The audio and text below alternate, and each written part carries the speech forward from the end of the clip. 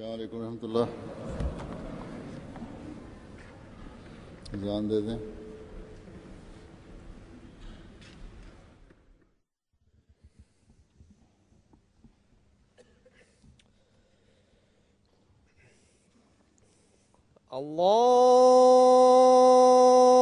الله أكبر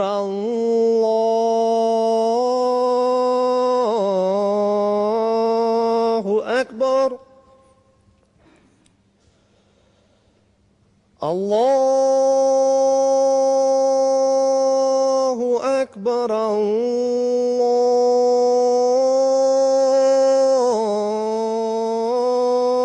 الله أكبر.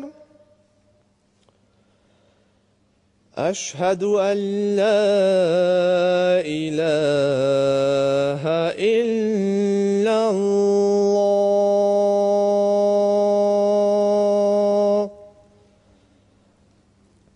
أشهد أن لا إله إلا الله. أشهد أن محمدًا رسول الله.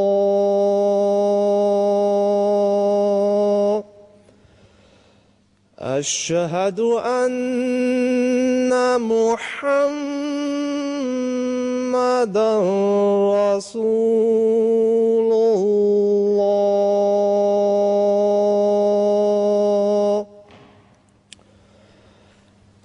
حي على الصلاة.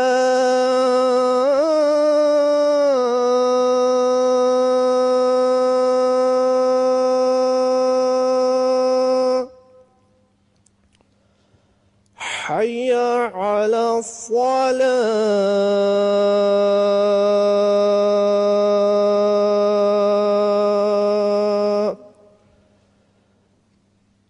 حي على الفلاح.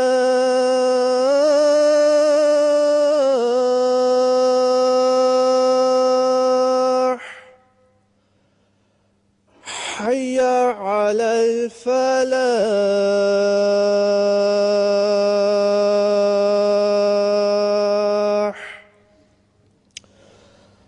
الله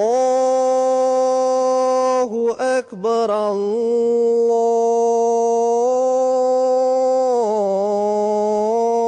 الله أكبر. لا إله إلا الله.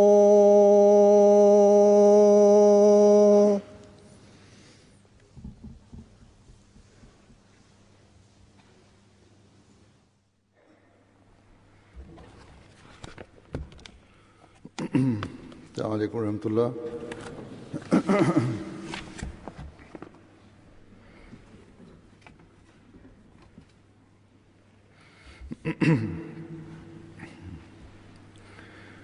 أشهد أن لا إله إلا الله وحده لا شريك له وأشهد أن محمدًا عبده ورسوله. أما بعد فأعوذ بالله من الشيطان الرجيم. بسم الله الرحمن الرحيم. الحمد لله رب العالمين الرحمن الرحيم مالك يوم الدين. إياك نعبد وإياك نستعين. اهدنا الصراط المستقيم صراط الذين أنعمت عليهم غير المغضوب عليهم ولا الضالين.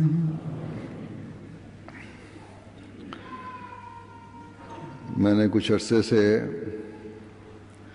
वक्तन फ़वक्तन सहाबा मसीह मौद अलैहिस्सलाम की रिवायात का बयान ഹസ്രത്ത് മസീഹ് മൗഊദ് അലൈഹിസ്സലാത്തു വസ്സലാമിന്റെ സഹാബാക്കളുടെ നിവേദനങ്ങളാണ് കുറച്ചു കാലമായി ഇടയ്ക്കിടയ്ക്ക് ഞാൻ കേൾപ്പിച്ചു വരുന്നത്. अनावीन के तहत बयान करूं. ആദ്യമൊക്കെ എല്ലാ വിഷയങ്ങളും ഉൾക്കൊള്ളുന്ന നിവേദനങ്ങളാണ് കേൾപ്പിച്ചിരുന്നത്. പിന്നീട് പ്രത്യേകം വിഷയങ്ങളെക്കുറിച്ചുള്ള നിവേദനങ്ങൾ കേൾപ്പിക്കുകയുണ്ടായി. ഈ ഒരു ശൃംഖല കുറച്ച് മാസങ്ങളായി അതല്ലെങ്കിൽ ഒരു വർഷത്തിൽ കൂടുതലായി നടന്നു വരുന്നു. ഇന്നും ഇതുമായി ബന്ധപ്പെട്ടുകൊണ്ട് ഹദ്റത്ത് മസീഹ് മൗഊദ് അലൈഹിസ്സലാത്തു വസ്സലാമിന്റെ സഹാബാക്കളുടെ നിവേദനങ്ങൾ തന്നെയാണ് കേൾപ്പിക്കുന്നത്. ഇതിൽ അവരുടെ സ്വപ്നങ്ങളുടെയും കശ്ഫുകളുടെയും പരാമർശങ്ങളാണുള്ളത്. ഇതെല്ലാം തന്നെ ഹദ്റത്ത് മസീഹ് മൗഊദ് അലൈഹിസ്സലാത്തു വസ്സലാമിന്റെ സത്യസാക്ഷ്യം വിവരിക്കാനുള്ളതാണ്. അതോടൊപ്പം വിശ്വാസത്തിലും ദൃഢജ്ഞാനത്തിലും വർധനവ് വരുത്തുന്നതിനുള്ളതാണ്. ഇത് വിവരിക്കാനുള്ള കാരണം തന്നെ ആ രീതിയിലുള്ള ദൃഢജ്ഞാനവും വിശ്വാസവും ദൈവവുമായുള്ള ബന്ധവും നമ്മിലും ഉണ്ടായിത്തീരാനും ഏതു രീതിയിലുള്ള സുദൃഢ ബന്ധമാണോ ഹസ്രത്ത് മസീഹ് മൗഊദ് അലൈഹിസ്സലാത്തു വസ്സലാം ഇവിടെ വന്നുകൊണ്ട് അള്ളാഹുമായി നമ്മിൽ ഉണ്ടാക്കാൻ ആഗ്രഹിക്കുന്നത്, ആ ബന്ധം നമ്മിലും ഉണ്ടായിത്തീരാനും വേണ്ടിയാണ്.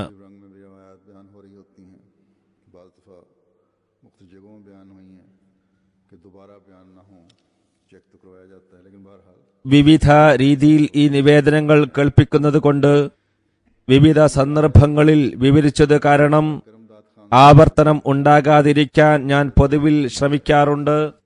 ആവർത്തനം വരാതിരിക്കാൻ പരിശോധിക്കാറുമുണ്ട്. എന്നാലും ചിലപ്പോൾ ആവർത്തനം വന്നുപോകും. ഹസ്രത്ത് സർദാർ കറംദാദ് ഖാൻ സാഹിബ് റളിയല്ലാഹു അൻഹുവിന്റേതാണ് ആദ്യത്തെ റിവായത്ത്. അദ്ദേഹം 1902 ബൈഅത്ത് ചെയ്തിരുന്നു. അതേ വർഷം തന്നെ ഹസ്രത്ത് മസീഹ് മൗഊദ് അലൈഹിസ്സലാത്തു വസ്സലാമിനെ സന്ദർശിക്കുകയും ചെയ്തു. അദ്ദേഹം പറയുന്നു, ഞാൻ ഹസ്രത്ത് മസീഹ് മൗഊദ് അലൈഹിസ്സലാത്തു വസ്സലാമിനെ ബൈഅത്ത് ചെയ്തതിനു മുമ്പേ സ്വപ്നത്തിൽ കണ്ടിരുന്നു. അതിപ്രകാരമാണ് ഒരു റോഡിലൂടെ ഹസ്രത്ത് മുഹമ്മദ് റസൂലുള്ളാഹി സല്ലല്ലാഹു അലൈഹി വസല്ലമും ഹസ്രത്ത് മസീഹ് മൗഊദ് അലൈഹിസ്സലാത്തു വസ്സലാമും നടന്നു വരികയാണ്.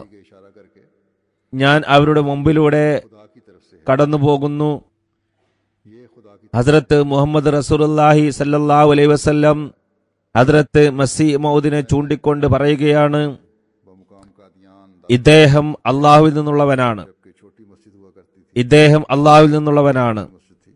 3 പ്രാവശ്യം ഇങ്ങനെ പറയുകയുണ്ടായി. അദ്ദേഹം തുടർന്ന് പറയുന്നു, 1902 ഖാദിയാൻ ദാറുൽ അമാനിൽ ഞാൻ പോയപ്പോൾ അവിടെ ചെറിയ പള്ളിയിൽ മസ്ജിദ് മുബാറക്ക് ബൈഅത്ത് ചെയ്തു. അപ്പോൾ ഞാൻ സ്വപ്നത്തിൽ കണ്ട അതേ രൂപത്തിൽ ഹസ്രത്ത് മസീഹ് മൗഊദ് അലൈഹിസ്സലാത്തു വസ്സലാമിനെ കാണുകയുണ്ടായി. ഹസ്രത്ത് കരീമുദ്ദീൻ സാഹിബ് റളിയല്ലാഹു അൻഹു വിവരിക്കുന്നു, 1896 അദ്ദേഹം ബൈഅത്ത് ചെയ്തത്. അതേ വർഷം ഹസ്രത്ത് മസീഹ് മൗഊദ് അലൈഹിസ്സലാത്തു വസ്സലാമിനെ കാണുകയും ചെയ്തു. 1896 മധ്യത്തിൽ സ്വപ്നം മുഖേന എനിക്ക് ഹസ്രത്ത് മസീഹ് മൗഊദ് അലൈഹിസ്സലാത്തു വസ്സലാമിനെ സന്ദർശിക്കുവാനുള്ള സൗഭാഗ്യം ലഭിച്ചു. മെയ് ജൂൺ മാസത്തിൽ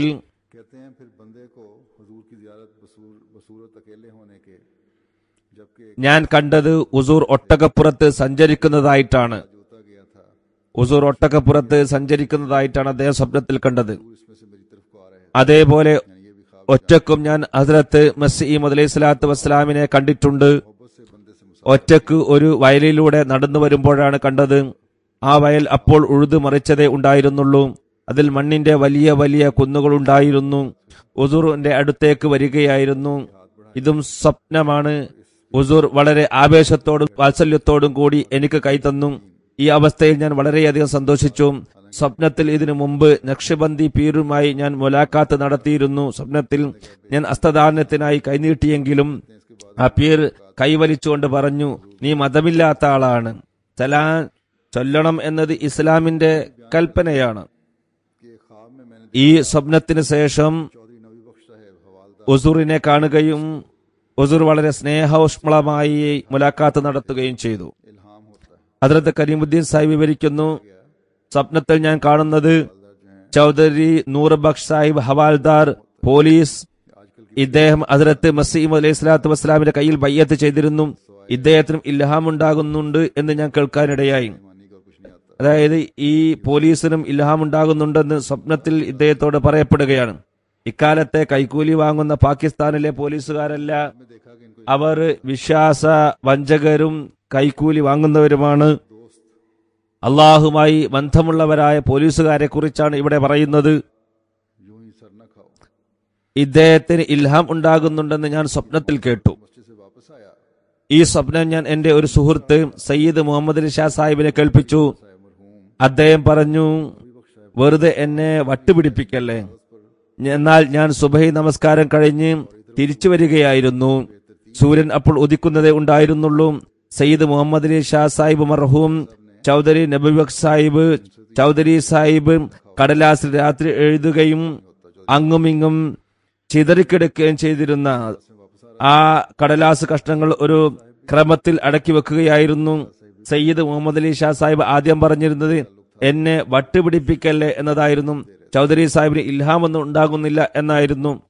എന്നാൽ നമസ്കാരം കഴിഞ്ഞ് തിരിച്ചു വരുമ്പോൾ ചൗധരി നബിബക് സാഹിബും മുഹമ്മദ് അലി ഷാ സാഹിബും ഇരിക്കുന്നതായിട്ടാണ് കണ്ടത്. അവർക്കിടയിൽ നല്ല സൗഹൃദ ബന്ധമായിരുന്നു. കടലാസുകൾ അടക്കി വെക്കുകയായിരുന്നു. അപ്പോൾ എനിക്ക് സംശയം തോന്നി, രാത്രി ലഭിച്ച ഇൽഹാമുകളാണോ മറ്റോ ആണോ, അതല്ല മുമ്പ് ലഭിച്ച ഇൽഹാമുകളെ ക്രമത്തിൽ അടക്കി വെക്കുകയാണോ? അപ്പോൾ ഞാൻ അദ്ദേഹത്തോട് പറഞ്ഞു, നിങ്ങളല്ലേ പറഞ്ഞിരുന്നത് എന്നെ വട്ടുപിടിപ്പിക്കരുത് എന്ന്, ഇതെന്താണ്? അപ്പോൾ അദ്ദേഹം പറഞ്ഞു, ജനങ്ങൾ പരിഹസിക്കാറുണ്ട്, അതുകൊണ്ടാണ് ഇത് പരസ്യപ്പെടുത്താത്തത്. പറയുന്നു, ആ സമയം മുതൽ എന്റെ മനസ്സിൽ വന്നത് ഹുസൂറിന്റെ ശിഷ്യന്മാർക്ക് ഇൽഹാം ഉണ്ടാകുന്നുണ്ടെങ്കിൽ തീർച്ചയായും ഹസ്രത്ത് മസീഹ് മൗഊദ് അലൈഹി സ്വലാത്തു വസ്സലാം സത്യവാൻ തന്നെയാണ്. അപ്പോൾ എന്റെ വയസ്സ് 16-17 ആയിരുന്നു. ഞാൻ ഹുസൂറിന്റെ പുസ്തകമൊന്നും വായിച്ചിട്ടുണ്ടായിരുന്നില്ല. അക്കാലത്ത് കാര്യങ്ങൾ അന്വേഷിച്ചറിയാനുള്ള കഴിവും എനിക്കുണ്ടായിരുന്നില്ല. ഞാൻ ഒരു ബാലനായിരുന്നു. മതപരമായ പഠനവും എനിക്കൊട്ടും ഉണ്ടായിരുന്നില്ല. വിശുദ്ധ ഖുർആൻ അർത്ഥമറിയാതെ ഓതി പഠിച്ചിരുന്നു. ഭൗതിക വിദ്യാഭ്യാസം 8ാം ക്ലാസ് വരെ ആയിരുന്നു. കില സുബാ സിംഗ് എന്ന സ്ഥലത്ത് സഹാധ്യാപകനായിരുന്നു ഞാൻ മറ്റൊരു സ്വപ്നത്തിൽ കാണുന്നത്, ഞാൻ ഒക്ടോബർ മാസത്തിൽ മരിക്കുമെന്നാണ്. സെപ്റ്റംബർ ഒക്ടോബർ മാസത്തിൽ മരിക്കുന്നതാണ്. ഞാൻ അതും കാത്തിരുന്നു. എന്റെ മരണസമയം അടുത്തിരിക്കുന്നു. ഒക്ടോബർ മാസത്തിൽ എന്തായാലും ഞാൻ മരിക്കുന്നതാണ്. കാരണം ഇതിനു മുമ്പ് ഞാൻ കണ്ട സ്വപ്നങ്ങളെല്ലാം പൂർത്തിയായി കഴിഞ്ഞിരുന്നു. അതുകൊണ്ട് മുമ്പുള്ള സ്വപ്നം പുലർന്നതുപോലെ ഇതും പുലരുമെന്ന് ഉറപ്പിച്ചു. സെപ്റ്റംബർ ഒക്ടോബർ മാസം വരെ എനിക്ക് ജീവനുണ്ട്, ജീവിച്ചിരിക്കും എന്ന് ഞാൻ മനസ്സിലാക്കി. ഒക്ടോബർ മാസം കടന്നുപോയി. ഞാൻ മുഹമ്മദ് അലി സാ സാഹിബിനോട് പറഞ്ഞു, താങ്കൾ പുസ്തകം വായിച്ചുകൊണ്ടേ പോകും, താങ്കൾക്ക് ഇതിൽ തൃപ്തി വരുമോ എന്ന് എനിക്കറിയില്ല. മുഹമ്മദ് അലി സാഹിബ് ചൗധരി നബിബക് സാഹിബുമായി സുഹൃത്ത് ബന്ധത്തിലായിരുന്നു. അദ്ദേഹത്തിന്റെ ഇൽഹാമുകളെ കുറിച്ചും അറിവുള്ള ആളായിരുന്നു. എന്നിട്ടും ഇതുവരെ അദ്ദേഹം ബയ്യത്ത് ചെയ്തിരുന്നില്ല. ഹദ്രത്ത് മസീഹ് അലൈഹി സ്വലാത്തു വസ്സലാമിനാൽ അദ്ദേഹം സ്വാധീനിക്കപ്പെട്ടത് കാരണം ഗ്രന്ഥങ്ങൾ വായിക്കുമായിരുന്നു. പറയുന്നു, അദ്ദേഹം പറഞ്ഞത്, നിങ്ങൾ പുസ്തകം വായിച്ചുകൊണ്ടേയിരിക്കും, നിങ്ങൾക്ക് ഇതിൽ എന്ന് തൃപ്തി വരും എന്ന് എനിക്കറിയില്ല. എന്നാൽ ഞാൻ താങ്കൾക്ക് മുമ്പേ ഹദ്രത്ത് മസീഹ് അലൈഹി സ്വലാത്തു വസ്സലാമിനെ ബയ്യത്ത് ചെയ്യുന്നതാണ്. അദ്ദേഹം പറയുന്നു, ഞാൻ അവിടെ നിന്നും കാൽനടയായി പുറപ്പെട്ടു. അങ്ങനെ കാദിയാനിലെത്തി. ഇവിടെ വന്നപ്പോൾ ഞാൻ അങ്ങും കറങ്ങി നടക്കാൻ തുടങ്ങി. കുറെ ദിവസം കറങ്ങി നടന്നു.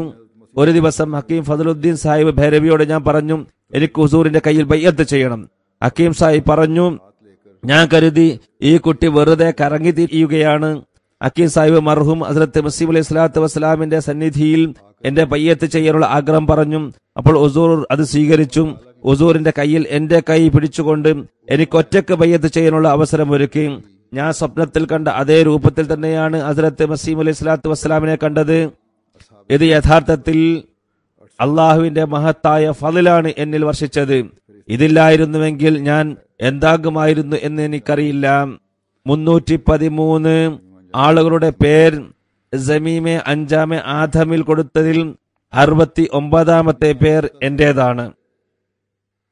69-ാമത്തെ പേരാണ് ഇദ്ദേഹത്തിന്റേത് സമീമെ 5-ാമെ ആദമിൽ. बैत की और 1905 में इनको ഹദ്രത്ത് മിയാ അല്ലാദത്ത സാഹിബ് ज़ियारत नसीब हुई। റളിയല്ലാഹു തആല അൻഹു വിവരിക്കുന്നു, 1900-ലാണ് അദ്ദേഹം ബൈഅത്ത് ചെയ്തത്. 1905-ലാണ് ഹദ്രത്ത് മസീഹ് അലൈഹി സ്വലാത്തു വസ്സലാമിനെ നേരിൽ കണ്ടത്. और उस वक्त मैंने अपने പറയുന്നു, ഹോഷിയാർപൂരിലെ മഹൽപൂർ നിവാസിയാണ് ഞാൻ. സൂര്യചന്ദ്രഗ്രഹണങ്ങൾ ഉണ്ടായപ്പോൾ എനിക്ക് 10-12 വയസ്സായിരുന്നു ഉണ്ടായിരുന്നത്. അപ്പോൾ ഞാൻ എന്റെ ഉസ്താദിന്റെ കൂടെ വിശുദ്ധ ഖുർആനും മറ്റും പഠിച്ചിരുന്നു. 1898-ൽ ये जिक्र शेख शहाबुद्दीन ഞങ്ങളുടെ ഗ്രാമത്തിൽ ഹസ്രത്ത് മസീഹ് അലൈഹി സ്വലാത്തു വസ്സലാമിനെ കുറിച്ചുള്ള ചർച്ച എത്തിയിരുന്നു. കാദിയാൻ ഗുർദാസ്പൂർ ജില്ലയിൽ ഹസ്രത്ത് മഹ്ദി അലൈഹി സ്വലാം വന്നിട്ടുണ്ടായിരുന്നു എന്നാണ് അറിഞ്ഞത്. ഈ സന്ദേശം ഷേഖ് ഷഹാബുദ്ദീൻ സാഹിബ് മുഖേനയാണ് എത്തിയത്. 2-3 വർഷം അവിടെ ചർച്ചകൾ നടന്നുകൊണ്ടിരുന്നു. 1900-നടുത്ത് ഞാൻ ഹസ്രത്ത് മസീഹ് അലൈഹി സ്വലാത്തു വസ്സലാമിനെ സ്വപ്നത്തിൽ കാദിയാനിൽ കണ്ടു. ഞാൻ ഇതിനു മുമ്പ് കാദിയാനിൽ വന്നിരുന്നില്ല. ആ സ്വപ്നം കണ്ടപ്പോൾ തന്നെ എനിക്ക് പൂർണ്ണ തൃപ്തിയായി. മുമ്പ് കാദിയാൻ അദ്ദേഹം കണ്ടിരുന്നില്ല. സ്വപ്നത്തിൽ അദ്ദേഹം തൃപ്തിയായി. കഴിയുന്നത്ര വേഗം ബയ്യത്ത് ചെയ്യണമെന്ന് തീരുമാനിച്ചു. इस्लाम की ज़ियारत कर ली है और उसके मुतालिक तसल्ली हो गई। ഞാൻ ഒരു പൈസയുടെ പോസ്റ്റ് കാർഡ് വാങ്ങി ഖാദി ഷഹാബുദ്ദീൻ സാഹിബിന്റെ അടുത്ത് പോയി. ഞാൻ ഹദ്രത്ത് മസീഹ് അലൈഹി സ്വലാത്തു വസ്സലാമിനെ സന്ദർശിച്ചിരിക്കയാൽ അതിൽ എനിക്ക് തൃപ്തി കൈവന്നിരിക്കയാൽ എന്റെ ബയ്യത്തിന്റെ കത്തയക്കുക, വിരലടയാളവും പതിപ്പിച്ചാലും. അദ്ദേഹം പറഞ്ഞു, അല്പം കാത്തിരിക്കുക, കുറച്ച് ദിവസത്തിനുള്ളിൽ ബയ്യത്ത് ചെയ്യുന്നവരുടെ ലിസ്റ്റ് ഞാൻ അയക്കുന്നതാണ്. അദ്ദേഹം പറയുന്നു, അന്ന് 40 ആളുകളുടെ ലിസ്റ്റാണ് ഉണ്ടാക്കി അയച്ചത്. അതിൽ എന്റെ പേരും ഉൾപ്പെട്ടിരുന്നു. ഹദ്രത്ത് ദീൻ മുഹമ്മദ് സാഹിബ് റളിയല്ലാഹു തആല അൻഹു വിവരിക്കുന്നു, 1902-ലാണ് അദ്ദേഹം ബയ്യത്ത് ചെയ്തത്. 1904-ൽ ഹദ്രത്ത് മസീഹ് അലൈഹി സ്വലാത്തു വസ്സലാമിനെ കാണുകയും ചെയ്തു. അദ്ദേഹം പറയുന്നു, 1902-ൽ ഞാൻ വയറിളക്കവും പനിയും കാരണം രോഗിയായി. രോഗം അതികഠിനമായിരുന്നു. ആ ദിവസം എന്റെ പിതാവ് കൽക്കത്തയിൽ കൂലിവേല ചെയ്യാനായി പോയതായിരുന്നു. ഞാൻ സ്വപ്നത്തിൽ കാദിയാനിൽ വന്നു. आगे चारों तरफ 4 ताकियां हैं। മുമ്പ് കാദിയാനെ കുറിച്ചുള്ള ചിന്ത പോലും എനിക്കുണ്ടായിരുന്നില്ല. ഞാൻ കാണുന്നത് ഇങ്ങനെയാണ്: ചെറിയൊരു റൂം, അതിന് താഴെ പരവതാനി വിരിച്ചിട്ടുണ്ട്. 4 ഭാഗത്തും മഷി വെക്കുന്ന സ്ഥലങ്ങളുണ്ട്. അതായത് में एक दवात है। മഷി വെക്കുന്ന इस्लाम वहाँ टहल ചില സ്ഥലങ്ങൾ ചുമരിൽ ഉണ്ടാക്കി വച്ചിരിക്കുകയാണ്. तरफ जाते हैं, वहाँ से ही कलम भर ഓരോ സ്ഥലത്തും മഷിക്കുപ്പിയുണ്ട്. ഹുസൂർ അലൈഹിസ്സലാം അതിൽ അങ്ങോട്ടും ഇങ്ങോട്ടും നടക്കുകയാണ്. ഏതോ ഒരു ലേഖനം എഴുതിക്കൊണ്ടിരിക്കുകയാണ്. ഏതു ഭാഗത്തേക്കാണോ പോകുന്നത് അവിടെയുള്ള കുപ്പിയിൽ പേന മുക്കും. ഞാൻ വാതിലിൽ പോയി അസ്സലാമു അലൈക്കും എന്ന് പറഞ്ഞു. ഹുസൂർ പറഞ്ഞു, വഅലൈക്കും അസ്സലാം, മകനെ വന്നാലും. ഞാൻ പറഞ്ഞു, ഹുസൂർ ഞാൻ വെറുതെ വന്നതാണ്. പറഞ്ഞു, നീ മറ്റന്നാളേക്ക് ശരിയായിത്തീരുന്നതാണ്. സ്വപ്നമാണ് കൽപ്പിക്കുന്നത്. നിന്റെ ഉപ്പ കുറെ ജനങ്ങളുടെ കൂടെയാണ്. അദ്ദേഹം നിനക്ക് പണം അയക്കുന്നതാണ്. രാവിലെ എഴുന്നേറ്റപ്പോൾ തന്നെ ഞാൻ ഈ സ്വപ്നം എന്റെ ഉസ്താദ് ഹസ്രത്ത് സയ്യിദ് ബഹാവർ ഷാ സാഹിബിനെ കൽപ്പിച്ചു. അദ്ദേഹം ഞാൻ പറഞ്ഞതിന്റെ അടിസ്ഥാനത്തിൽ അടുത്ത ദിവസം പയ്യത്തിനുള്ള കത്തയച്ചു. ആ കത്ത് ഇപ്പോഴും എന്റെ കൈവശം സുരക്ഷിതമാണ്. ഇത് എഴുതുമ്പോഴും അദ്ദേഹത്തിന്റെ കൈവശം ആ കത്തുണ്ട്. അടുത്ത ദിവസം വീണ്ടും സ്വപ്നത്തിൽ കാദിയാനിൽ ഹുസൂറിന്റെ അടുത്ത് ഹാജരായി. ആദ്യത്തെ പോലെ ഹുസൂർ പറഞ്ഞു, വന്നാലും. ഞാൻ പറഞ്ഞു, ഹുസൂർ ഞാൻ വെറുതെ വന്നതാണ്. ഹുസൂർ പറഞ്ഞു, നിങ്ങൾക്കൊരു ആൺകുട്ടി ജനിക്കുന്നതാണ്. നിങ്ങളുടെ കുടുംബത്തിൽ ഇതേവരെ ജനിച്ചിട്ടില്ലാത്ത തരത്തിലുള്ള കുട്ടിയായിരിക്കും അത്. അവന്റെ ഒരു കാലിൽ കറുത്ത അടയാളമുണ്ടായിരിക്കും. ഈ സ്വപ്നം ഞാൻ ഹസ്രത്ത് ഷാ സാഹിബിനെ കേൾപ്പിച്ചു. ആദ്യ സ്വപ്നത്തിന് 3 നാൾ കഴിഞ്ഞപ്പോൾ ഞാൻ ആരോഗ്യവാനായി. രോഗം തീരെ ഇല്ലാത്തതുപോലെ. കുറച്ച് ദിവസങ്ങൾക്ക് ശേഷം പിതാവ് 30 രൂപ എനിക്ക് അയച്ചു തന്നു. ഹസ്രത്ത് മസീഹ് അലൈഹി സ്വലാത്തു വസ്സലാമിനോട് പ്രത്യേക സ്നേഹം എന്നിലുണ്ടായി.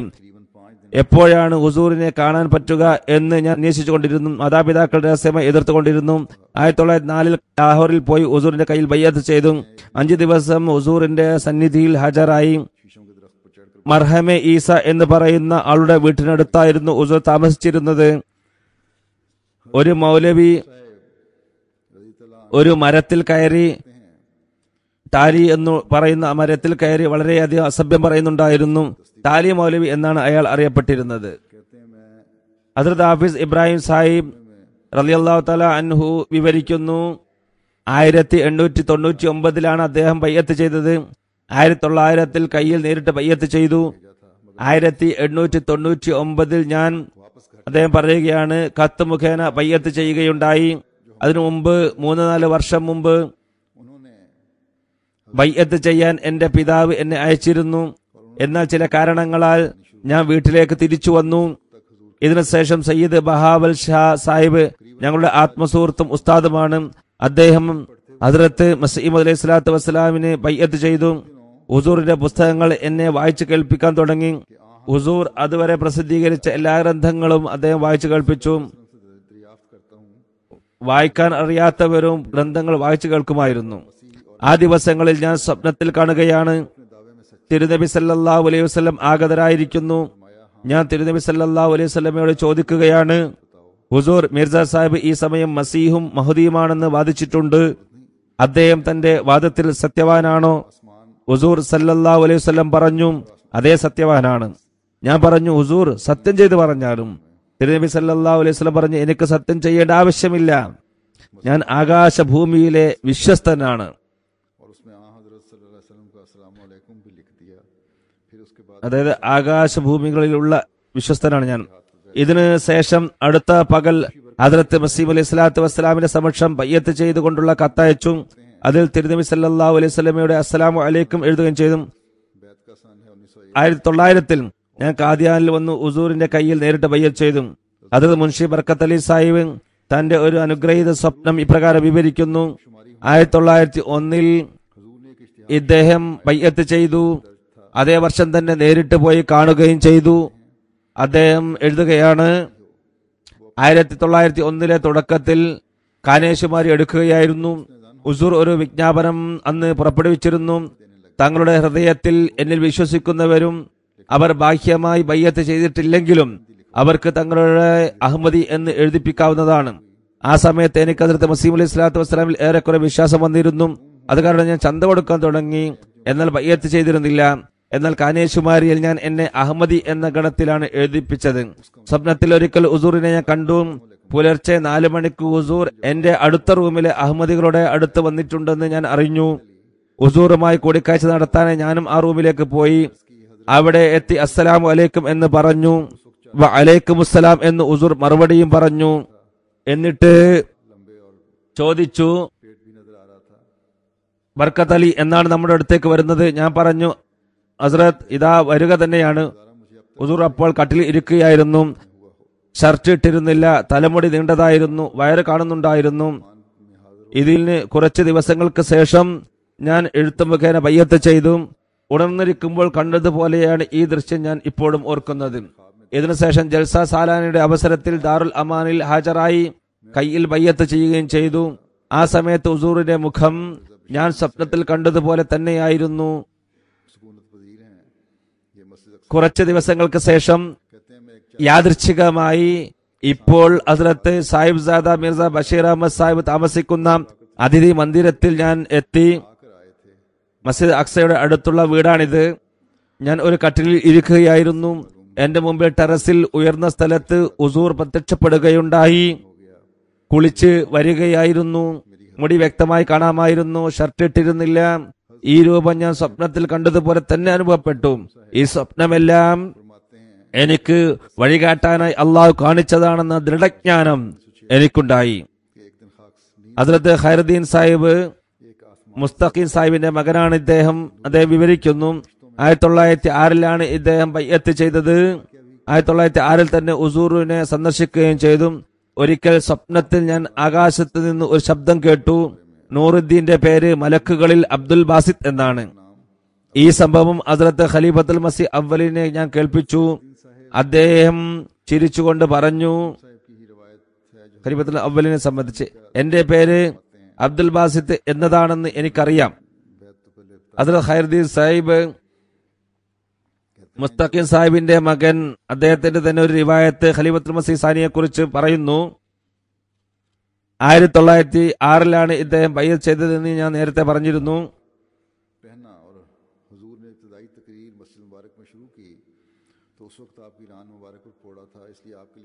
ഹുസൂർ ഖിലാഫത്ത് പദവിയിൽ അവരോധിതനായതിനു ശേഷം ആദ്യ പ്രസംഗം മസ്ജിദ് മുബാറക്കിൽ വെച്ച് നടത്തുകയായിരുന്നു. ആ സമയം അദ്ദേഹത്തിന്റെ കാലിൽ ഒരു വ്രണം ഉള്ളത് കൊണ്ട് അദ്ദേഹത്തിനായി കസേര കൊണ്ടുവന്നിരുന്നു. അദ്ദേഹം പ്രസംഗം തുടങ്ങി. അപ്പോൾ ഞാൻ ഗോവണിപ്പടിക്കടുത്ത് മസ്ജിദിൽ ഇരിക്കുകയായിരുന്നു. മസ്ജിദ് നിറഞ്ഞു കവിഞ്ഞിരുന്നു. ആ സമയം ഞാൻ ഉറക്കത്തിലോ മയക്കത്തിലോ ആയിരുന്നില്ല. ഞാൻ നല്ല ഉണർന്ന അവസ്ഥയിൽ തന്നെയായിരുന്നു. ഞാൻ ഒരു ദൃശ്യം കാണുകയാണ്. സൂര്യപ്രകാശം മാറി മറ്റൊരു പ്രകാശം പ്രസരിക്കാൻ തുടങ്ങിയിരിക്കുന്നു.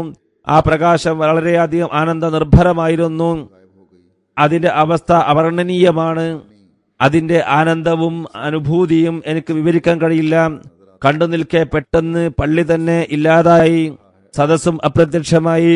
ഹസ്രത്ത് ഖലീഫത്തുൽ മസീഹ് സാനി മാത്രം കൺമുമ്പിൽ ഒരു നക്ഷത്രം പോലെ തിളങ്ങിക്കൊണ്ടിരിക്കുകയാണ്. അത് ആ പ്രകാശത്തിൽ കറങ്ങിക്കൊണ്ടിരിക്കുകയാണ്. ഈ ഒരവസ്ഥ വളരെ ദീർഘനേരം നിലനിന്നു. എന്നാൽ ഉറക്കമോ മയക്കമോ അപ്പോൾ ഉണ്ടായിരുന്നില്ല. ശരിക്കും ഒരു സദസ്സിൽ ഞാൻ ഇരിക്കുക തന്നെയായിരുന്നു. ഈ ആത്മീയ ദൃശ്യം കാണുകയും ചെയ്യുന്നു. കുറച്ചു കഴിഞ്ഞപ്പോൾ ഈ ദൃശ്യം മാറുകയും പള്ളി ദൃശ്യമാവുകയും മുമ്പത്തെ പോലെ ജനങ്ങളും ഖലീഫത്തുൽ മസീഹ് സാനിയും എല്ലാം ദൃശ്യമാവുകയും ചെയ്തു. മുമ്പുള്ള അതേ അവസ്ഥയിലേക്ക് തന്നെ തിരിച്ചു വന്നു. നേരത്തെ ഹസ്രത്ത് ഖലീഫത്തുൽ മസീഹ് സാനിയുടെ ചുറ്റും ഞാൻ കണ്ടിരുന്ന പ്രകാശം അത്ഭുത നക്ഷത്രത്തിന്റെ രൂപത്തിലായിരുന്നു അത് കണ്ടിരുന്നത്. 11 ദിവസം വരെ ഖലീഫത്തുൽ മസീഹ് സാനിയെ ഇതേ അവസ്ഥയിൽ കണ്ടുകൊണ്ടിരുന്നു. അദ്ദേഹം എവിടെ പോയാലും ആ പ്രകാശം മുമ്പിലും പിമ്പിലും ഇടത്തും വലത്തും ഉണ്ടായിരുന്നു. ഞാൻ ഏതവസ്ഥയിലായാലും ഹസ്രത്ത് ഖലീഫത്തുൽ മസീഹ് സാനിയെ അതേ രൂപത്തിലാണ് കണ്ടിരുന്നത്. വീട്ടിലാണെങ്കിലും പുറത്ത് ജോലിയിലാണെങ്കിലും വെറുതെ ഇരിക്കുകയാണെങ്കിലും ഭക്ഷണം കഴിക്കുകയാണെങ്കിലും സംസാരിക്കുകയാണെങ്കിലും എല്ലാം ഇത് തന്നെയാണ് കണ്ടിരുന്നത്. ഏതവസ്ഥയിലും ഈ കശ്ഫിന്റെ അവസ്ഥ അദ്ദേഹം ദർശിച്ചിരുന്നു. അപ്രകാരം ഹസ്രത്ത് ഖലീഫത്തുൽ മസീഹ് സാനിയെയും ഞാൻ കണ്ടുകൊണ്ടേയിരുന്നു. 11 ദിവസം വരെ ഈ ദൃശ്യം ഞാൻ കണ്ടുകൊണ്ടിരുന്നു. ഇങ്ങനെയുള്ള കശ്ഫ് ഞാൻ മുമ്പ് കേട്ടിട്ടില്ല, ഇത്ര ദീർഘമായി കാണുകയും ചെയ്തിരുന്നില്ല. ഇതെല്ലാം തന്നെ ഹസ്രത്ത് മസീഹ് അലൈഹി സ്വലാത്തു വസ്സലാമിന്റെ ബർക്കത്തും നൂറെ നുബുവ്വത്തിന്റെ സ്വാധീനവുമാണ്. അതുകൊണ്ടാണ് എന്നെ പോലെയുള്ള ഒരു നിസ്സാര വ്യക്തിക്കും ഇത്രയും സുദീർഘമായ കശ്ഫ് കാണാൻ സാധിച്ചത്. ഈ കശ്ഫ് യഥാർത്ഥത്തിൽ വിശുദ്ധ ഖുർആനിൽ പറഞ്ഞ ഒരു അവസ്ഥയെയാണ് ഓർമ്മിപ്പിക്കുന്നത്. സജ്ജനങ്ങളായവർക്ക് ഒരു പ്രകാശം നൽകപ്പെടുന്നതാണ്. സൂറ തഹരീമിൽ അല്ലാഹു പറയുന്നു, നൂറുഹും യസ്ആ ബൈന ഐദീഹിം വബി ഐമാനിഹിം. രണ്ടാമത്തെ ആയത്ത് പ്രകാരമാണ്, ആർക്കാണോ ഈ ദുനിയാവിൽ പ്രകാശം ലഭിക്കാത്തത് അവർക്ക് ഖിയാമത്തിൽ എങ്ങനെ പ്രകാശം ലഭിക്കാനാണ്?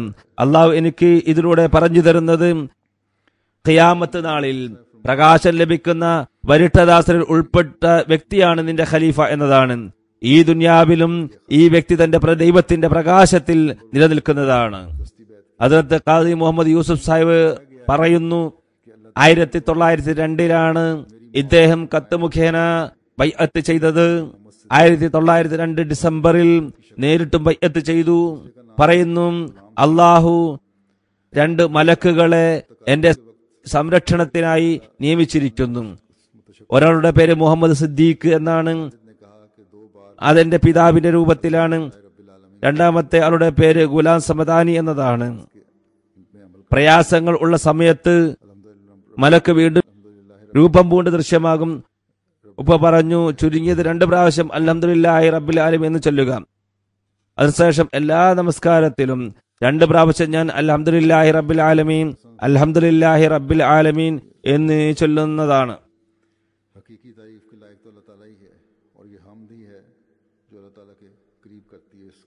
ഹദ്റത്ത് മസീഹ് അലൈഹി സ്വലാത്തു വസ്സലാം പറഞ്ഞിരുന്നു ഈ ഒരു കാര്യം. യഥാർത്ഥത്തിലുള്ള സ്തുതിക്കാരൻ അള്ളാഹുവാണ്. ഈ സ്തുതിയാണ് അള്ളാഹുവിന്റെ സമീപത്തേക്ക് നമ്മെ കൊണ്ടുപോകുന്നത്. പ്രയാസങ്ങൾ അകറ്റുവാനും ബുദ്ധിമുട്ടുകൾ പരിഹരിക്കാനും കൂടുതലായി സൂറ ഫാത്തിഹ ഓതേണ്ടതാണ്. അതിന്റെ ഓരോ വാക്കും ശ്രദ്ധിക്കേണ്ടതാണ്. ഹദ്റത്ത് മുഹമ്മദ് ഫാസിൽ സാഹിബ് നൂർ മുഹമ്മദ് സാഹിബിന്റെ മകൻ അദ്ദേഹം പറയുന്നു, 1899 അവസാനത്തിലോ 1900 തുടക്കത്തിലോ ആണ് ഇദ്ദേഹം ബൈഅത്ത് ചെയ്തത്. പറയുന്നു, ആദ്യ ആചാരപ്രകാരം ഞാൻ പോക്കളിന് താഴെയാണ് നമസ്കാരത്തിൽ കൈകെട്ടിയിരുന്നത്. അഹമ്മദികളിൽ ചിലര് പോക്കളിന് താഴെ കൈകെട്ടാറുണ്ട്. അതേപോലെ ആരുടെയെങ്കിലും പിന്നിൽ നമസ്കരിക്കാൻ അവസരം കിട്ടിയാൽ ഫാത്തിഹ ഇമാമിന് പിന്നിൽ ഓതണോ വേണ്ടയോ എന്ന സംശയവും എന്റെ മനസ്സിൽ ഉണ്ടാകാറുണ്ടായിരുന്നു. ഇമാമിന്റെ പിന്നിൽ ഫാത്തിഹ ഓതുന്നതിനെ കുറിച്ചും അതേ പൊക്കളിന് താഴെ കൈ കെട്ടുന്നതിനെ കുറിച്ച് എപ്പോഴും സംശയമായിരുന്നു. ഇമാമിന് പിന്നിൽ ഫാത്തിഹ ഓതേണ്ടതുണ്ടോ, കൈ നെഞ്ചിനും പൊക്കിലും ഇടയിൽ കെട്ടണോ, എന്താണ് ശരിക്കും ചെയ്യേണ്ടത് എന്നത് അറിയില്ലായിരുന്നു. ഇത് സംബന്ധമായി എപ്പോഴും അസ്വസ്ഥനായിരുന്നു. ഈ ചിന്തയിൽ ഒരിക്കൽ ഞാൻ കിടന്നുറങ്ങി. സ്വപ്നത്തിൽ ഞാൻ ഖാദിയാനിൽ എത്തിയിരിക്കുന്നതായിട്ടാണ് കണ്ടത്. മസ്ജിദ് മുബാറക്കിന്റെ ഉള്ളിലുള്ള വഴിയിലൂടെ ഞാൻ പോകുകയാണ്. മസ്ജിദ് അക്സയുടെ വാതിൽക്കൽ ഞാൻ എത്തി. നേരെയുള്ള ഗോവണിയിലൂടെ കയറി പള്ളിയിലേക്ക് പ്രവേശിച്ചു. മസ്ജിദിന്റെ കോമ്പൗണ്ടിൽ ചെരുപ്പ് വെക്കുന്ന സ്ഥലത്ത് ഒരു വൃക്ഷമുണ്ട്. അതിന്റെ താഴെ ഒരു ഖബറുണ്ട്. അതിന്റെ വടക്ക് ഭാഗത്ത് ഒരു കിണറുമുണ്ട്. മസ്ജിദിൽ ഒരു സംഘം ആളുകൾ നെഞ്ചിൽ കൈ കെട്ടിക്കൊണ്ട് നിൽക്കുന്നു. മുസല്ലയിൽ ഹദ്റത്ത് മസീഹ് അലൈഹി സ്വലാത്തു വസ്സലാം ഇമാമായി നിൽക്കുന്നു. ഇമാമിന്റെ പിന്നിൽ ഒരാൾക്ക് നിൽക്കാനുള്ള ഇടം ഒഴിഞ്ഞു കിടക്കുന്നുണ്ട്. ഞാൻ അവിടെ പോയി നിന്ന് നെഞ്ചിൽ കൈകെട്ടി സൂറ ഫാത്തിഹ ഓതി. ഫാത്തിഹ അവസാനിപ്പിച്ച് ആമീൻ പറഞ്ഞപ്പോൾ എന്റെ കണ്ണു തുറന്നു. അങ്ങനെ ഈ പ്രശ്നം പരിഹരിക്കപ്പെടുകയുണ്ടായി. കൈ നടുവിൽ കെട്ടണമെന്നും സൂറ ഫാത്തിഹ ഇമാമിന് പിന്നിൽ ഓതണമെന്നും എനിക്ക് മനസ്സിലായി.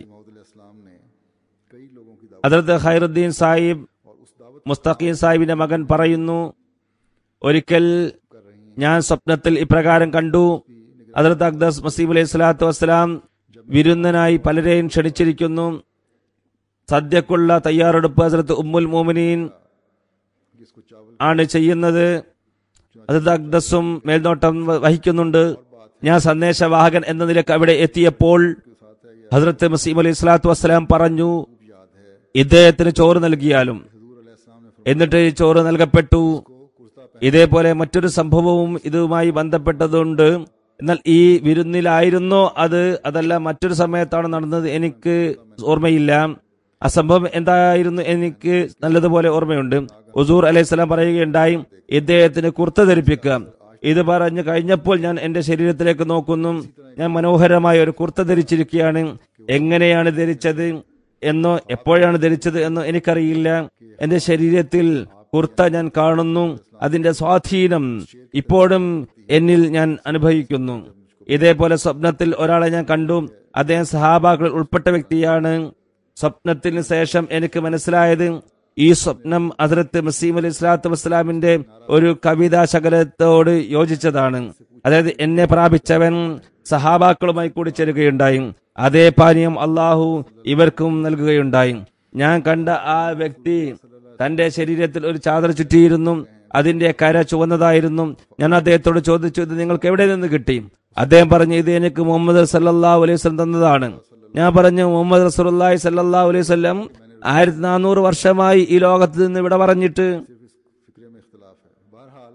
ഇത് കേട്ടപ്പോൾ അദ്ദേഹം പറഞ്ഞു, എനിക്ക് തിരുനബി സല്ലല്ലാഹു അലൈഹി വസല്ലം തന്നെയാണ് ഇത് നൽകിയത്.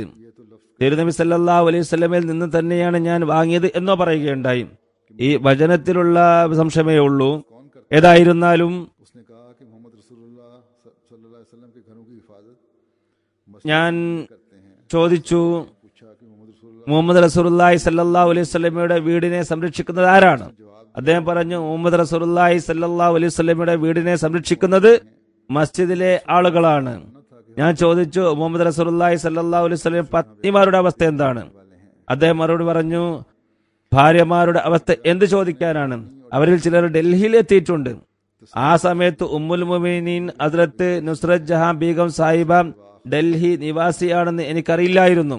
അല്ലാഹു തആല ആത്മീയവും ഭൗതികവുമായ രീതിയിൽ ഈ പ്രസ്ഥാനം വിശുദ്ധ ഖുർആന് പറഞ്ഞ പ്രകാരമുള്ളത് തന്നെയാണെന്ന് എനിക്ക് കാണിച്ചു തരികയായിരുന്നു. വആഖരീന എന്ന ആയത്തിൽ ഇത് പറയുന്നുണ്ട്.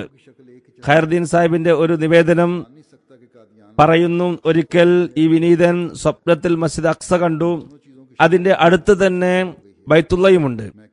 ഇത് രണ്ടിന്റെയും രൂപം ഒന്ന് തന്നെയാണ്. ഖാദിയാനിൽ ഉള്ള മസ്ജിദ് അക്സ ഏതാണെന്നും ബൈത്തുള്ള ഏതാണെന്നും എനിക്ക് തിരിച്ചറിയാൻ കഴിയുന്നുണ്ടായിരുന്നില്ല. രണ്ടിന്റെയും രൂപം എനിക്ക് ഒന്നായി തോന്നുന്നു. ഞാൻ പറയുകയാണ്, ഇതിനെയാണോ അതോ അതിനെയാണോ മസ്ജിദ് അക്സ എന്ന് പറയേണ്ടത്?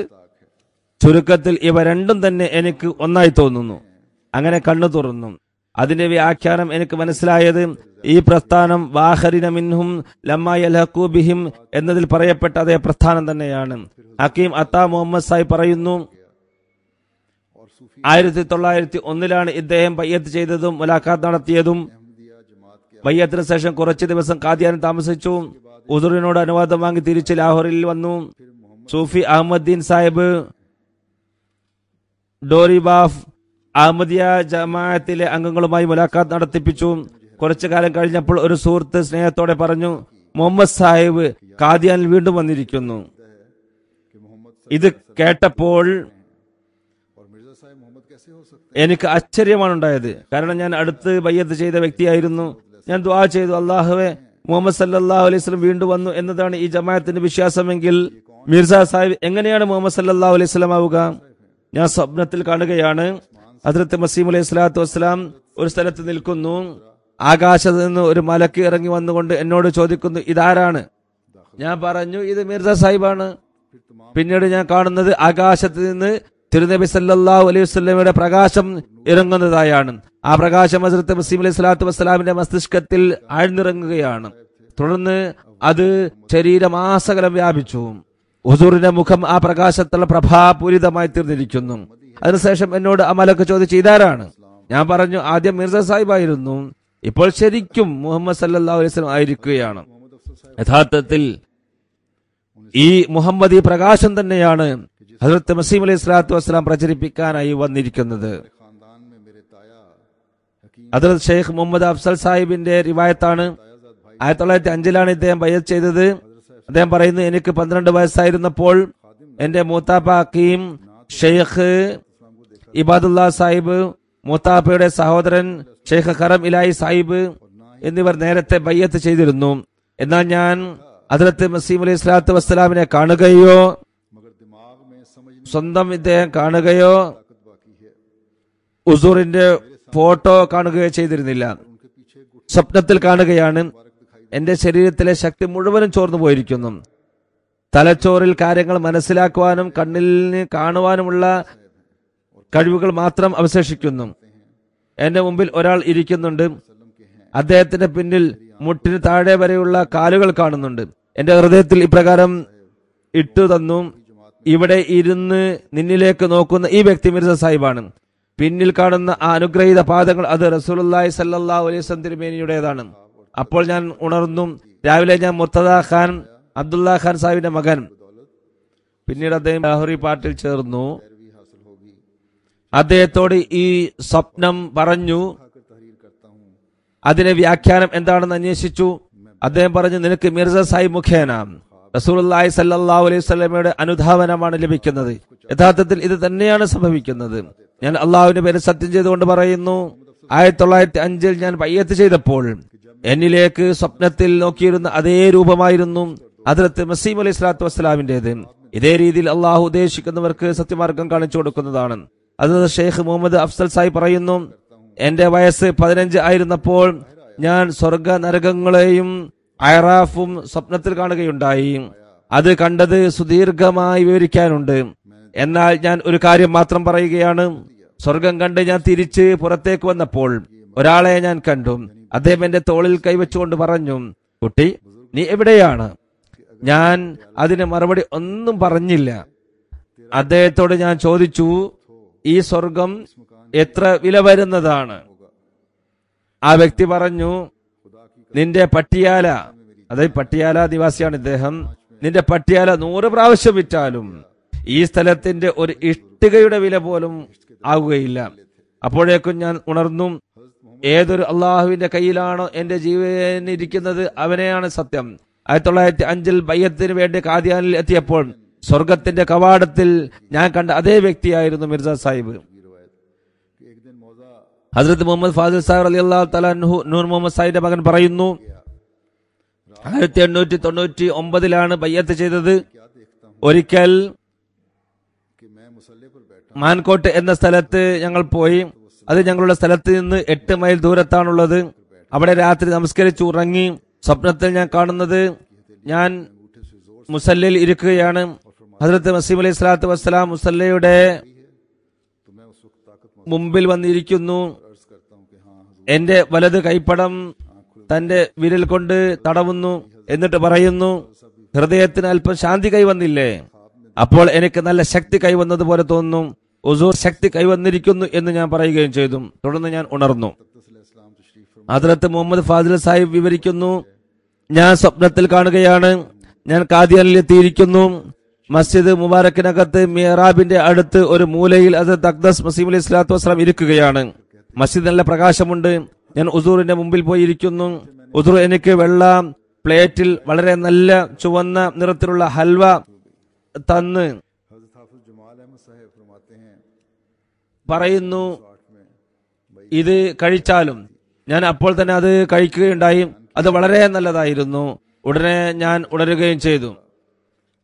ഹദ്റത്ത് ഹാഫിസ് ജമാൽ അഹമ്മദ് സാഹിബ് പറയുന്നു, 1908 മെയ് മാസത്തിലാണ് ഇദ്ദേഹം സന്ദർശിച്ചത്.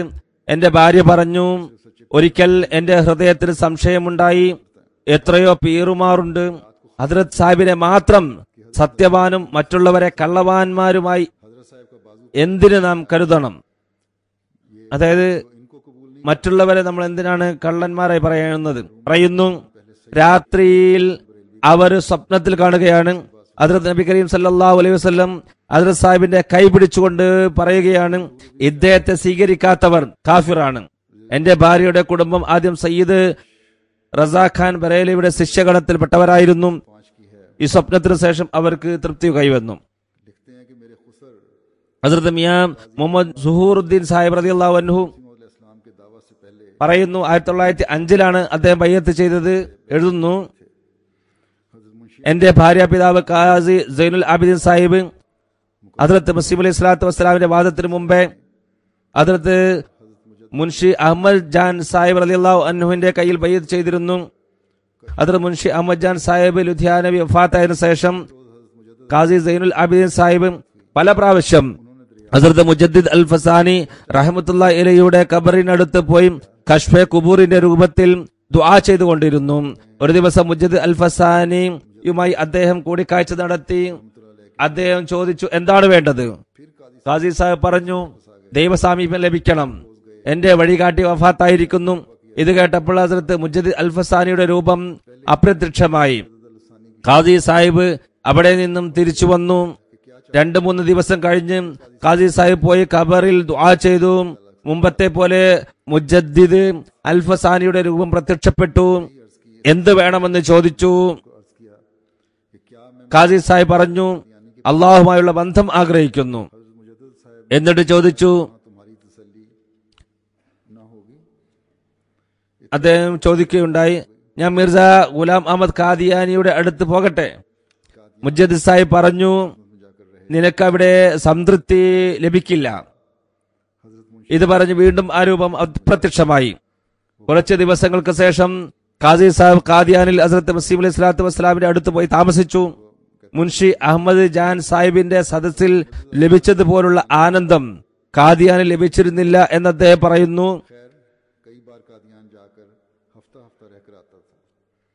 മുമ്പുള്ളതുപോലുള്ള ആ ഒരു ടേസ്റ്റ് അദ്ദേഹത്തിന് ലഭിച്ചില്ല.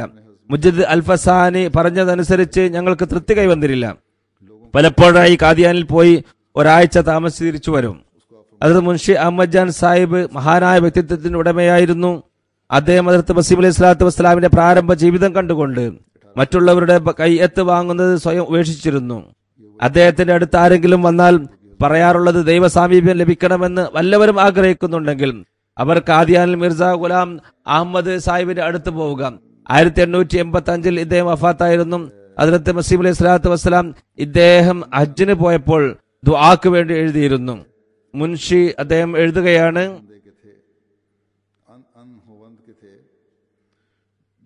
മുൻഷി അഹമ്മദ് ജാൻ സാഹിബ് പറയാറുണ്ടായിരുന്നു, ആരുമില്ലാത്തപ്പോൾ ഞങ്ങളുണ്ടായിരുന്നു. ഞങ്ങൾ മനുഷ്യർക്ക് ഓരോരോ തുള്ളിയാണ് അറിവുകൾ നൽകിയിരുന്നത്. എന്നാൽ ഹദ്റത്ത് മീർ മസീഹ് അലൈഹി സ്വലാത്തു വസ്സലാം വളരെ ധൈര്യശാലിയും എല്ലാം നൽകുന്നവനുമായി വരികയും ഉറവിടത്തിന്റെ മുകളിൽ നിന്ന് കല്ല് നീക്കിക്കളയുകയും ചെയ്തു. ഇപ്പോൾ ഇഷ്ടമുള്ളവർക്ക് വയറ് നിറയെ കുടിക്കാം. അതേപോലെ തന്നെ ഹദ്റത്ത് മസീഹ് അലൈഹി സ്വലാത്തു വസ്സലാമിനെ പുകഴ്ത്തിക്കൊണ്ട് ഈ പദ്യശകലവും അദ്ദേഹം പറഞ്ഞിരുന്നു, ആദൂരരായ ഞങ്ങൾ നിന്നിലേക്ക് കണ്ണു നട്ടിരിക്കുകയാണ്, അള്ളാഹുവിന്റെ പ്രീതിക്കായി നീ ഞങ്ങളുടെ രക്ഷകനായി വരിക. ഹദ്റത്ത് മസീഹ് അലൈഹി സ്വലാത്തു വസ്സലാം ലുധിയാനയിൽ വരുന്നതിന് മുമ്പേ അദ്ദേഹം തന്റെ ശിഷ്യഗണത്തോട് പറഞ്ഞിരുന്നു, മിർസ ഗുലാം അഹമ്മദ് സാഹിബ് ലുധിയാനയിൽ വരുന്നുണ്ട്, അദ്ദേഹത്തെ കാണാനായി സ്റ്റേഷനിൽ ഞാനും പോകുന്നതാണ്. ഞാൻ ആരിലേക്കാണോ വിരൽ ചൂണ്ടുന്നത് അദ്ദേഹമാണ് മിർസ ഗുലാം അഹമ്മദ് എന്ന് നിങ്ങൾ മനസ്സിലാക്കണം. അദ്ദേഹത്തിന്റെ ശിഷ്യന്മാർ അദ്ദേഹത്തോട് ചോദിച്ചു, താങ്കൾ അദ്ദേഹത്തെ ഇതുവരെ കണ്ടില്ലെന്നിരിക്കെ എങ്ങനെയാണ് ഇന്ന വ്യക്തിയാണ് മിർസ ഗുലാം അഹമ്മദ് സാഹിബ് എന്ന് താങ്കൾക്ക് ഉറപ്പിച്ച് പറയാൻ കഴിയുക? ഇത് കേട്ടപ്പോൾ അദ്ദേഹം പറഞ്ഞു, ഹദീസുകളിൽ നേരത്തെ തന്നെ രൂപം പറഞ്ഞിട്ടുണ്ടല്ലോ. അങ്ങനെ ഹസ്രത്ത് മസീഹ് അലൈഹി സ്വലാത്തു വസ്സലാം ലുധിയാന സ്റ്റേഷനിൽ വന്ന് ഇറങ്ങിയപ്പോൾ ഒരു വലിയ ജനാവലി അവിടെ ഉണ്ടായിരുന്നു. അതിന്റെ ഇടയിലൂടെ നടന്നു വരികയായിരുന്നു. ആ സമയത്ത് അഹമ്മദ് ജാൻ സാഹിബ് തന്റെ ശിഷ്യരോട് വിരൽ ചൂണ്ടിക്കൊണ്ട് പറഞ്ഞു, അദ്ദേഹമാണ് മിർസ ഗുലാം മുഹമ്മദ് സാഹിബ്. ഹസ്രത്ത് മസീഹ് അലൈഹി സ്വലാത്തു വസ്സലാം അദ്ദേഹത്തിന്റെ അടുത്ത് വന്നപ്പോൾ അസ്സലാമു അലൈക്കും എന്ന് പറഞ്ഞ് അദ്ദേഹം ഹസ്രത്ത് മസീഹ് അലൈഹി സ്വലാത്തു വസ്സലാം കൈകൊടുത്തു. ഹസ്രത്ത് മുൻഷി അഹമ്മദ് ജാൻ സാഹിബിന്റെ വിശ്വാസം കാരണമായി ഞാൻ ഹസ്രത്ത് മസീഹ് അലൈഹി സ്വലാത്തു വസ്സലാമിൽ ബയ്യ ചെയ്തു. അദ്ദേഹം തുടർന്ന് എഴുതുകയാണ്, പിന്നീട് ഹസ്രത്ത് മസീഹ് അലൈഹി സ്വലാത്തു വസ്സലാമിന്റെ സദസ് എന്നെ വളരെയധികം സ്വാധീനിക്കുകയുണ്ടായി. ആദ്യം ഇഷ്ടമല്ലായിരുന്നു. ബയ്യത്തിന് ശേഷം മുമ്പുള്ള മജ്‌ലിസുകളെല്ലാം ഒന്നുമല്ലാതായി അദ്ദേഹത്തിന് മനസ്സിലാവുകയുണ്ടായി. അല്ലാഹു തആല ഈ ഭക്തദാസരെ പോലെ നമ്മയും വിശ്വാസത്തിലും ദൃഢജ്ഞാനത്തിലും വർദ്ധിപ്പിക്കട്ടെ. നമ്മിൽ ഓരോരുത്തരിലും തന്നെ ഹദ്റത്ത് മസീഹ് അലൈഹി സ്വലാത്തു വസ്സലാം ഏതൊരു നിറമാണോ നമുക്ക് നൽകാനായി വന്നത് അത് സ്വായത്തമാക്കാൻ കഴിയുമാറാകട്ടെ. ബയ്യത്ത് മാത്രം മതിയാകുന്നതല്ല, അള്ളാഹുമായുള്ള ഒരു ബന്ധവും നമ്മിൽ ഓരോരുത്തരിലും ഉണ്ടായിത്തീരേണ്ടതാണ്. പാകിസ്ഥാന് വേണ്ടി ദുആ ചെയ്യാൻ ഞാൻ പറഞ്ഞുകൊണ്ടിരിക്കാറുണ്ട്. ജമാഅത്തംഗങ്ങൾ ദുആ ചെയ്യാറുമുണ്ട്. ഇതിലേക്ക് ഒന്നുകൂടി ശ്രദ്ധ തിരിക്കാൻ ഞാൻ ആഗ്രഹിക്കുകയാണ്. അഹമ്മദിയുടെ അവസ്ഥ പാകിസ്ഥാനിൽ വളരെ ഞെരുങ്ങിയതാക്കി മാറ്റിക്കൊണ്ടിരിക്കാൻ ശ്രമിച്ചുകൊണ്ടിരിക്കുകയാണ്. ഭരണാധികാരികളോട് പറയുമ്പോൾ ഇതിനെക്കുറിച്ച് റിപ്പോർട്ട് നൽകുകയും മേലുദ്യോഗസ്ഥന്മാരുടെ അടുത്ത് ചെല്ലുകയും ചെയ്യുമ്പോൾ അവർ പറയുന്നത് ഞങ്ങളുടെ റിപ്പോർട്ടുകളുടെ അടിസ്ഥാനത്തിൽ ഒരു പ്രശ്നവും ഇല്ല എന്നുള്ളതാണ്. എല്ലാം ശരിയായ രീതിയിൽ നടക്കുന്നു എന്നാണ്. അവർ ഇത്രയും ധിക്കാരമായ നടപടിയാണ് സ്വീകരിക്കുന്നത്. നമുക്ക് ഇതിൽ ഇന്നാലില്ലാഹി എന്ന് പറയുകയല്ലാതെ മറ്റൊന്നും ചെയ്യാൻ കഴിയില്ല. അള്ളാഹു തന്നെയാണ് നമ്മുടെ ശ്രദ്ധ കേന്ദ്രമാകേണ്ടത്. ഇവർക്ക് അള്ളാഹുവിന്റെ ശക്തി പ്രഭാവങ്ങളെ കുറിച്ച് അറിയുക തന്നെയില്ല. ഭൗതികമായ സംഘടനകളെ പോലെയുള്ള ഒരു സംഘടനയായി ഇതിനെയും അവർ കാണുകയാണ്. ഇവരോട് എന്ത് ചെയ്താലും പ്രശ്നമില്ലെന്ന് ഇവർ കരുതുന്നു. ഏതായിരുന്നാലും നമ്മുടെ ജോലി അള്ളാഹുവിന്റെ മുമ്പിൽ കുമ്പിടുക എന്നതാണ്. ഇതാണ് നമ്മുടെ നിർബന്ധ കടമ. ഇതിലേക്ക് നാം കൂടുതലായി ശ്രദ്ധിക്കേണ്ടതാണ്. ഇതിൽ ഒരു കുറവും നാം വരുത്തരുത്, ഒരു ന്യൂനതയും ഉണ്ടാകാൻ പാടില്ല.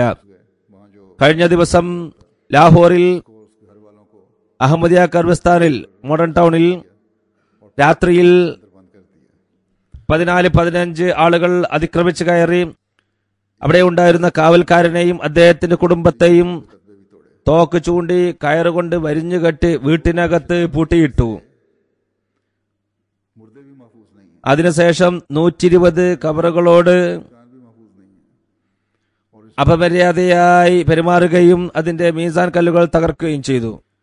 ഈ പിശാചുകളുടെ ഉപദ്രവത്തിൽ നിന്നും മരിച്ചവരും സുരക്ഷിതരല്ലാതായിരിക്കുകയാണ്. വഫാത്തായ അഹമ്മദികളും ഇപ്പോൾ സുരക്ഷിതരല്ല. സാക്ഷിമൊഴികളിൽ നിന്നും മനസ്സിലാകുന്നത് പോലീസും ഇതിന് സഹായം നൽകുന്നുണ്ട് എന്നാണ്.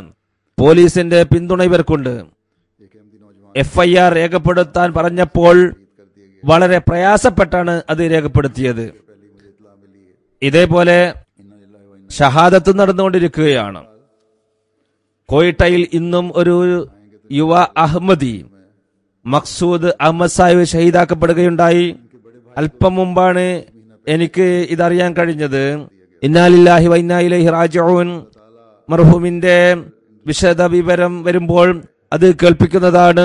അടുത്ത വെള്ളിയാഴ്ച ജനാസ ഖായിബ് നമസ്കരിപ്പിക്കുന്നതാണ്. ഇദ്ദേഹത്തിന്റെ മൂത്ത സഹോദരനെ കോയിട്ടയിൽ ഒരു മാസം മുമ്പ് ഷഹീദാക്കിയിരുന്നു. അല്ലാഹു തആല ഉടനടി ഈ ശത്രുക്കളെ അവരുടെ നാശത്തിലേക്ക് എത്തിക്കട്ടെ. ഞാൻ പറഞ്ഞതുപോലെ ശത്രുക്കളുടെ എല്ലാ നീചവും അക്രമപരവുമായ പ്രവർത്തനം കാണുമ്പോൾ മുമ്പത്തേക്കാൾ ഉപരി നാം അള്ളാഹുവിനോട് സഹായം തേടുകയും അവന്റെ മുമ്പിൽ കുമ്പിടുകയും ചെയ്യേണ്ടതാണ്. ജമാഅത്ത് ഈ കാര്യത്തിൽ പ്രത്യേകം ശ്രദ്ധിക്കേണ്ടതാണ്.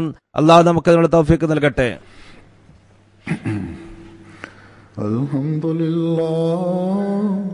الحمد لله نحمده ونستعينه ونستغفره ونؤمن به ونتوكل عليه ونعوذ بالله من شرور أنفسنا ومن سيئات أعمالنا من يهده الله فلا مضل له ومن يضلله فلا هادي له ونشهد أن لا إله إلا الله ونشهد أن محمدا عبده ورسوله